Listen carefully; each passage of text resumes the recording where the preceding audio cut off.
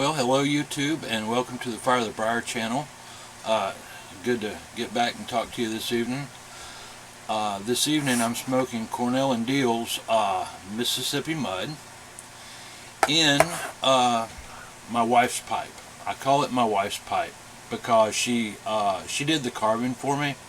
I got a kit from Smoking Pipes of Plateau Briar, and let her just carve it however she wanted to. I only gave her a few specifications, and that was that I wanted the natural plateau left on it, that rough surface, and I wanted it to be able to sit on its own.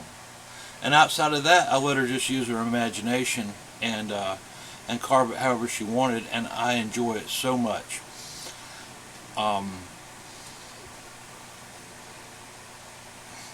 They're fairly inexpensive, and it's a really fun thing to do once, even if you're not a pipe carver or a woodworker. You can take just a little bit off here and there, and over time turn it into something that you find pleasing. But I am really happy with what she did with the pipe. The stem was straight. I warmed it up, and I put the bend in the stem here because I like the way the bent stem hangs.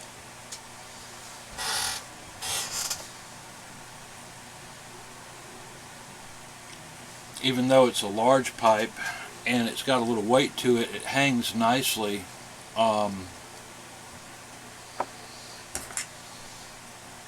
In spite of the weight. And one thing I did ask her to do is, I don't know if you can really see how thick the well, let's see, get it right there, the walls on the bowl are, but they are fantastically thick, and I really appreciate that because the outside of the pipe stays so cool.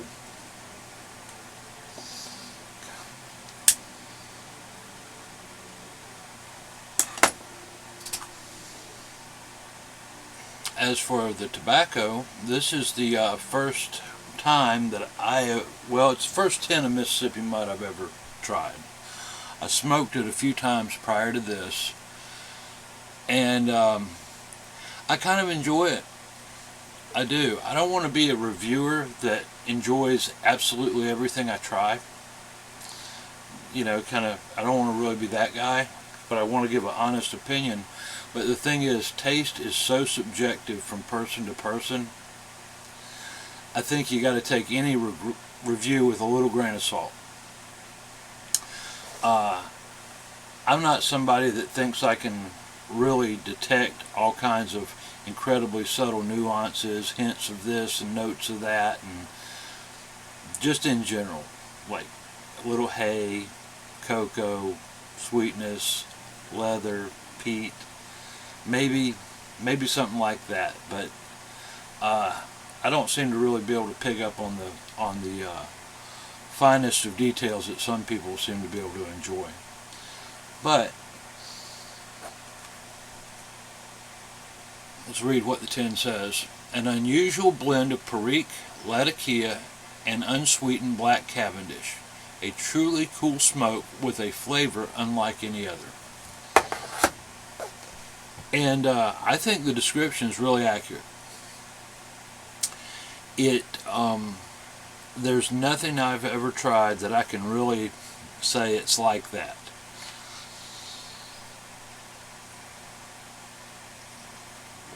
It's certainly its own thing.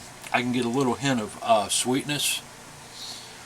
I guess that's from the Cavendish, although it's an unsweetened Cavendish. It seems to have a little hint of sweetness to it. The Latakia is noticeable, but it's not overpowering at all. It's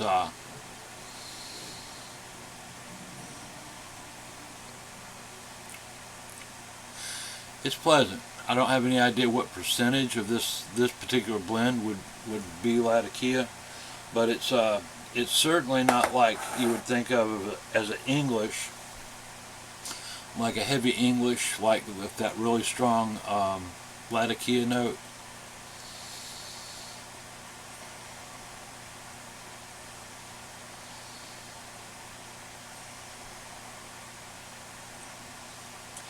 And the perique must just add something to blend it together, because I really don't detect a whole lot of what I'm familiar with as far as perique. I'm not getting a peppery spice. Maybe in the room note there might be a little hint of that kind of raisin or holiday baking kind of flavor you sometimes get with perique.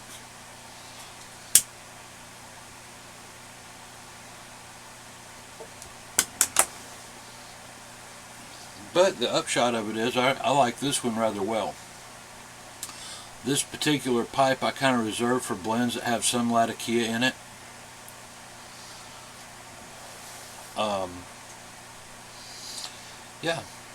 Yeah, really enjoying it. So glad to sit down and have a pipe this evening. It's been an eventful day.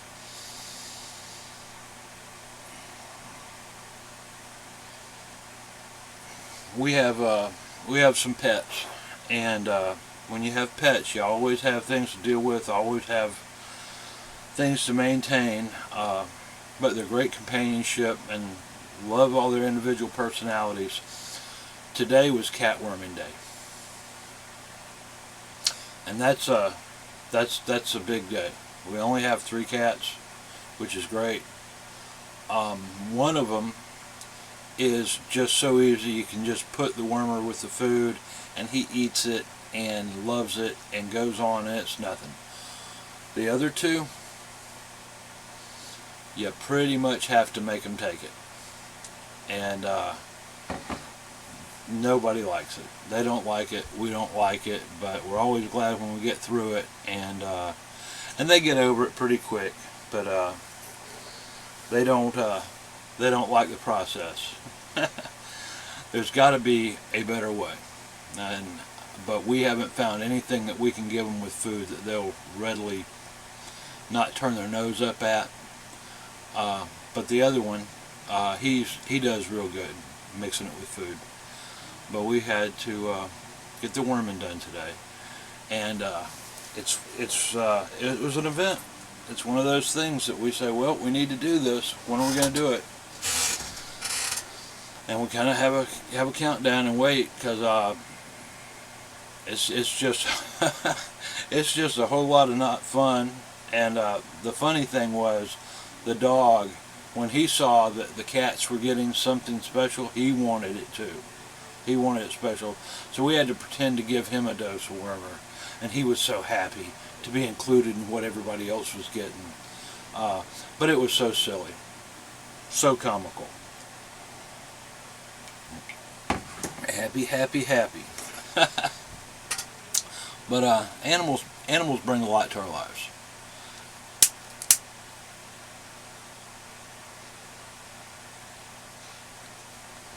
I guess we've had pets, my wife and I guess all of us have had pets our whole lives, you know, off and on, mostly on.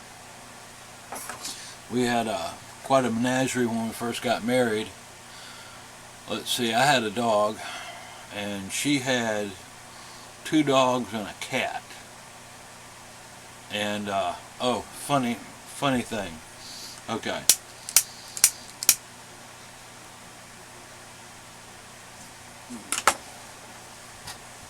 The dog I had was named Sandy. She had come from the pound.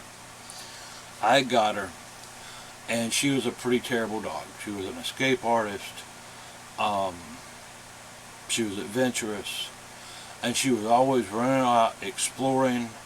I don't know how many times she would escape and run off and disappear, and I got her back.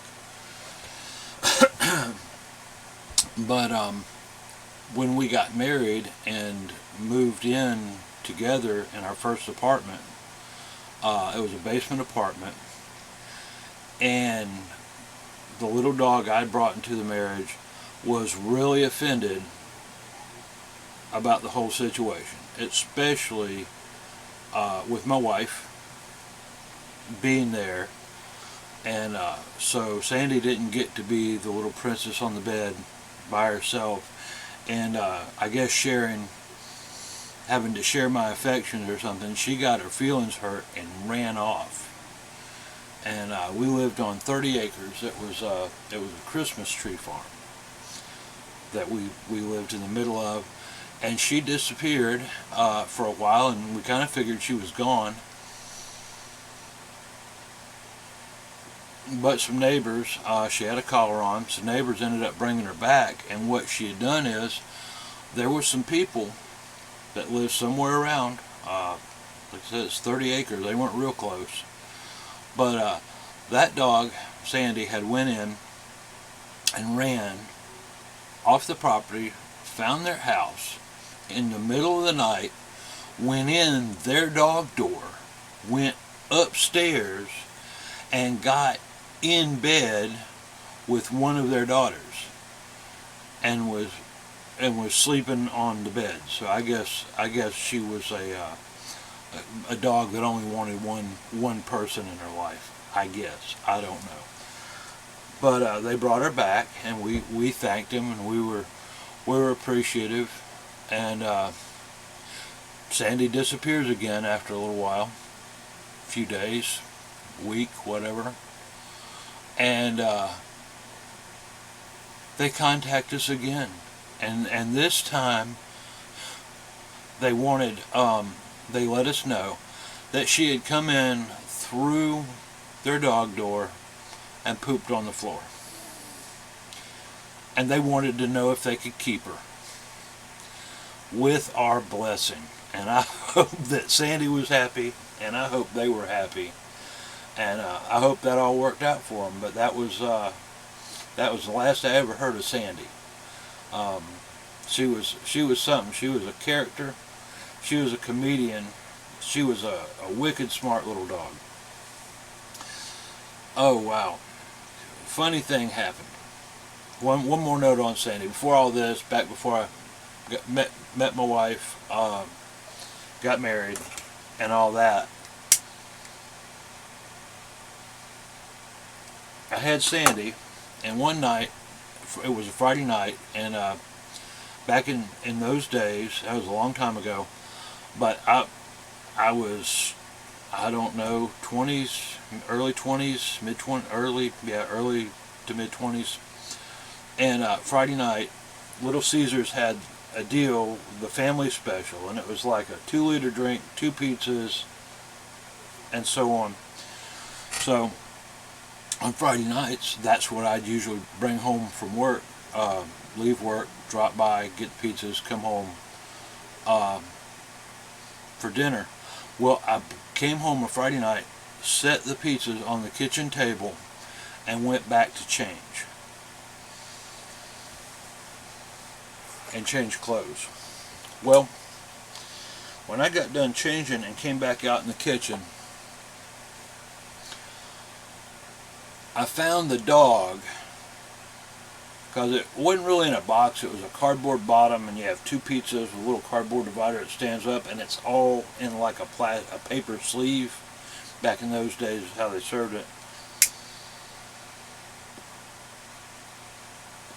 She was standing in the middle of my pizzas. She had ripped the paper open, and she was standing right in the middle of them, eating them up. Yeah. Oh, I lost my mind. What a bad dog. I chewed her out. Oh, she knew she was in trouble. Well, okay. It's just pizza. So I pitch it all. Two large pizzas. I mean, she was standing in one while she was eating the other one. Crazy thing is, a few days later, she had went and she had Gainsburgers. That's what she was fed, little Gainsburgers in the cellophane packs.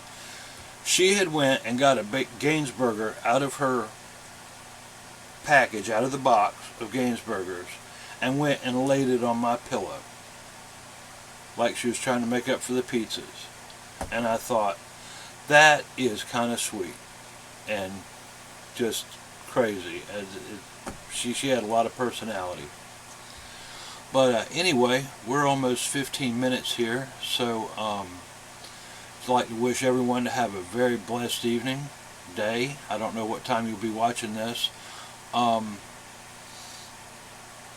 just have a wonderful day, and think of your loved ones, and think of the people that mean a lot in your life, and just tell them you appreciate them when you have a chance, while you still have a chance. That's something we neglect a lot, is telling the people that mean a lot to us that they mean a lot to us, and someday one of us will be gone and we might have missed the opportunity. So y'all have a blessed day, and thanks for watching.